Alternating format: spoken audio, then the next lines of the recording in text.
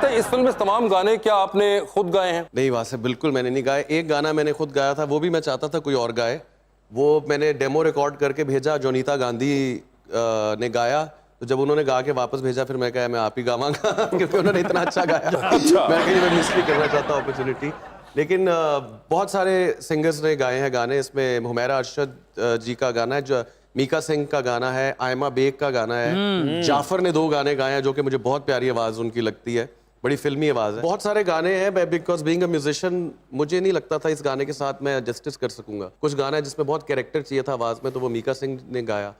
तो बस एक रोमांटिक गाना था जो मैंने गाया, क्योंकि वो मेरी आवाज़ इनको ही आता है। नहीं, वो मेरी आवाज़ पे ठीक लग रहा था। इसके ऊपर नहीं आपको ख्याल आया कि ये भी किसी और से करा लेता हूँ? वो मैंने कहा था किसी और से, मैंने कहा ना जोनीता ने जब गा के भेजा, मैंने कहा आधे से ज्यादा काम उसने कर दिया, अब खैर है, मैं भी गा देता। और उसके अलावा कॉम्पोजिशंस भी आपकी अपनी है या ये भी किसी और की हैं? कॉम्पोजिशन एड्रियन डेविड है जिन्होंने म्यूजिक किया है, नवीद निशाद ने एक गाना किया है कासिम की कॉम्पोजिशन के साथ मिलकर।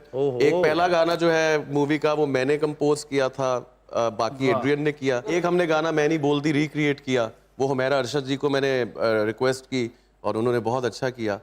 तो बस सब अच्छा एक मुझे एज अ म्यूजिकल फिल्म लगती है। मगर दैट्स वेरी सरप्राइजिंग फरहाद, क्योंकि गिवन आपका अपना एक कितना स्ट्रॉन्ग बैकग्राउंड है म्यूजिक का और आपने दूसरों को ज्यादा खिलाया एज कम्पेयर टू कि इंसान खुद ही, क्योंकि आपको स्टोरी पता थी, तो वन वुड अज्यूम कि एक नेचुरल चीज़ है कि आप कॉम्पोजिशंस ही बना रहे हो सारी। वो हमें ऐसा स्क्रिप्ट के लेवल पे ही लग रहा था कि बिला वजह जो मोस्ट ऑफ द टाइम आता है ना कि फिल्म में जब गाने आते हैं तो लगता है कि बस गाना चाहिए था इसलिए आपने किया है।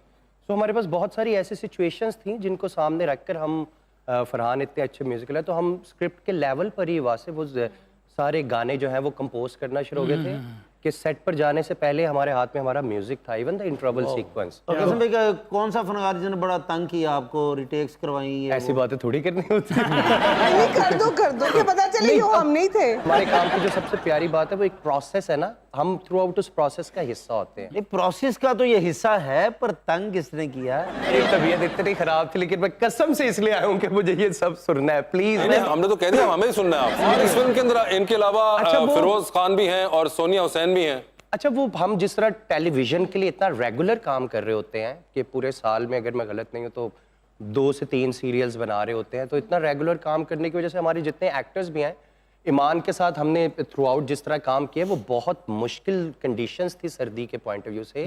छोटे से टाउन में काम कर रहे थे ननकाना में, अच्छा होटल भी नहीं था, अच्छी रहने की जगह भी नहीं थी, कोई चीज़ अगर चाहिए तो 2-2.5 घंटे की एक ट्रैवल थी लाहौर, मगर उस मुश्किल सिचुएशंस में भी हमने वो किसी ना किसी तरह से अच्छा काम निकाला। ये तो बड़ा आपने बताया कि ईमान और फरहान ने कितना अच्छा काम किया और कितना कोऑपरेट किया आपके साथ। इवन फिरोज, सोनिया, कवि साहब हैं, सुहेल अहमद साहब हैं। सबसे ज्यादा तंग किसने किया? आपने उसका जवाब अभी तक नहीं मुझे दिया। लगता है सबसे ज्यादा तंग मैंने सबको किया होगा। जी वो तो आप जल्दी सबसे ज्यादा तंग किसने किया ना बताया, सबसे कम किसने तंग किया वो बता दो। यार कोई तंग करने वाला होता तो मैं ये बात करते जाता, तंग क्यों? सबके पास हमने खुली स्पेस रखी हुई थी, किसी ने किसी को सच नहीं बोलना चाहते हो, चाह रहे मैंने दूसरी फिल्म भी मिल जाए। फरहान, आपकी एक्टिंग को बहुत ज़्यादा अप्रिशिएट किया जाता है, स्पेशली आपका जो रीसेंट प्रोजेक्ट था मेरे हमसफर, वो काफ़ी पॉपुलर गया। तो at any point of your singing career आपने सोचा था कि एक्टिंग इज समथिंग जो आप कर पाएंगे? कभी नहीं सोचा, बल्कि जब शुरू में ऑफर्स होती थी तो मैं कहता था ये क्या है, मतलब मैंने तो कभी करनी नहीं है। बस वो जब बैंड छोड़ा तो मैंने कहा चलो अब अकेले हो गए, ये भी ट्राई कर लेते हैं। बहुत आई वाज लकी कि मुझे अच्छे प्रोजेक्ट मिले और बस, और आई वाज लकी कि मुझे अच्छे डायरेक्टर मिले। कासिम भाई, वैसे रुखमा भी फिल्मों में काम करना चाहती है, तो आप इसे फिल्मों में काम करवाएंगे या ड्रामा में? जरूर, क्यों नहीं। और जरूर, तो मेरे बरी दंदल पे आ गई थी।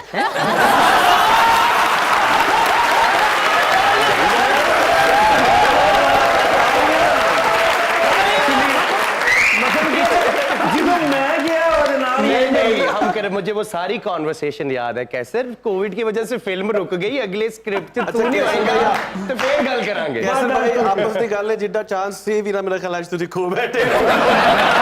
अच्छा, इनको हमेशा ये लगता है जब भी कोई डायरेक्टर आता है ये ऐसी ही बातें करते हैं, इनको लगता है बहुत चांस बन रहा है मेरा। नहीं, मेरा चांस हैगा सी, वो कोविड आ गया, ਤੁਹਾਨੂੰ पता ही नहीं करना। मगर नहीं, आपको क्या पता कल को कोई कासिम का, तो क्या रोल देंगे इनको? आप अपनी बात करें, उनको छोड़े। मेरा तो वादा करके जाएंगे ना मुझसे। अच्छा, मेरे बाजू तो ना लिख के जाओगे, साइन करके जाओगे। मगर नहीं, वैसे क्या पता कभी कासिम का भी बुरा दिन चल रहा हो सकता है, तो कोई वो लव ट्रायंगल सोचे आपको, फरहान को और ईमान को लेके। जब हुमायूं सईद साहब ने आपको कास्ट किया उनके बुरे दिन थे।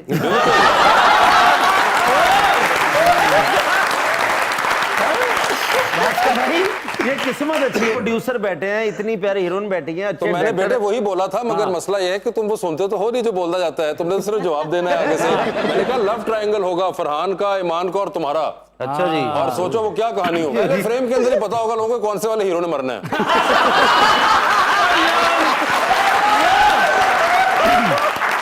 मगर डायरेक्शन का कमाल होगा कि वो 2.5 घंटे लोगों को बिठाए रखेगा। नेक्स्ट फिल्म में फिर कैसे पिया इंशाल्लाह। डन। वो इधर भी तो बैठ के लीड रोल कर रहे हैं। इधर भी अल्हम्दुलिल्लाह। ये देखिए ना, ये जिन्होंने कास्ट करना है, क्या बात। जिन्होंने पैसे देने हैं। लेकिन अच्छी बात है, रुकमा को भी कुछ चांस मिल जाएगा अगर। जरूर जरूर। अच्छा वो सोच रहे ने पता नहीं मैनू दूजी मिलनी कि नहीं। अच्छी है अगली फिल्म, लेकिन अब नेक्स्ट आपकी होगी फिल्म तो मैं इंशाल्लाह आपको फोन करके याद कराऊंगा। बिल्कुल ठीक। डन हो गया। तो आपको आप क्या लगता है किस किस्म की स्टोरी में सूट करेंगे? मैं जो डोरेमोन स्टोरी बन रही है, अच्छी स्टोरी में होंगे जिसमें ईमान जी होंगी, मेरे भाई होंगे, कासिम भाई सारे होंगे। तो फिर पाकिस्तान के अंदर 2 ऐसे शोबे हैं जो बहुत ज़्यादा, जैसे पॉप आर्टिस्ट और जो हमारे कॉमेडियंस हैं, इन्होंने हमेशा दुनिया में बहुत ज़्यादा नाम पैदा किया, चाहे वो हम मोइन अख्तर या म्यूज़िक इंडस्ट्री में खान साहब, नुसरत फ़तेह अली खान साहब अभी तक हैं। तो कॉमेडी के अगर पॉइंट ऑफ व्यू से देखें तो मैं और कैसर जब कराची में मिले थे बिफोर कोविड, ये फिल्म जब रिलीज़ हो रही थी, तो तभी मैंने इन्हें कह दिया था कि मैं, फरहान और उर्वा, हम अपनी अगली फिल्म के स्क्रिप्ट पर काम करना शुरू कर दिया हुआ था हमने। वो थोड़ी सी डिले ऑफ कोर्स पहली फिल्म की रिलीज की वजह से हो गई, वरना तो कैसर के पास शायद इस वक्त स्क्रिप्ट भी होता और वो बता रहा होता कि मैं तो दूसरी भी कर चुका। बस मैंने कोविड पे आ गया फ्रेंड। लेकिन अब नेक्स्ट आपने याद रखना, कोई मसला नहीं। फरहान भाई को मैं याद करवाता रहूंगा इंशाल्लाह। तो ईमान जी तो फिर मेरी वजह से दूसरी फिल्म भी कर लेंगे ना। फरहान भाई, ड्रामास माशाल्लाह आपके सबने देखे, ये आपकी पहली मूवी थी। एक्टिंग में थोड़ा बहुत फर्क था ड्रामा लेवल में और फिल्म की एक्टिंग में? फर्क तो जाहिर है था, लेकिन बस वही, मैं मेरे साथ मेरी जो टीम थी अराउंड, वो बड़े अच्छे लोग थे। ईमान मेरी लीड एक्ट्रेस थी, कासिम मेरा डायरेक्टर था। हमारे सेट पे सारे ही इतने अच्छे अदाकार थे कि बहुत मदद मिली। क्या बात। और मैंने इन्जॉय किया। मुझे लगता है कि फिल्म का मज़ा ये है कि जैसे ड्रामाज आप किसी घरों में शूट करते हैं, हम जहाँ जिस सेटिंग में शूट कर रहे थे वहाँ जाके 1-2 दिन ही लगे हैं तो हमें लगना शुरू हो गया हम वहीं के बाशिंदे हैं। क्या बात। तो वो कैरेक्टराइजेशन में आई थिंक हमें मदद मिली उससे। डिफरेंट तो था लेकिन मजे का था ज़्यादा। मजे का। क्या बात।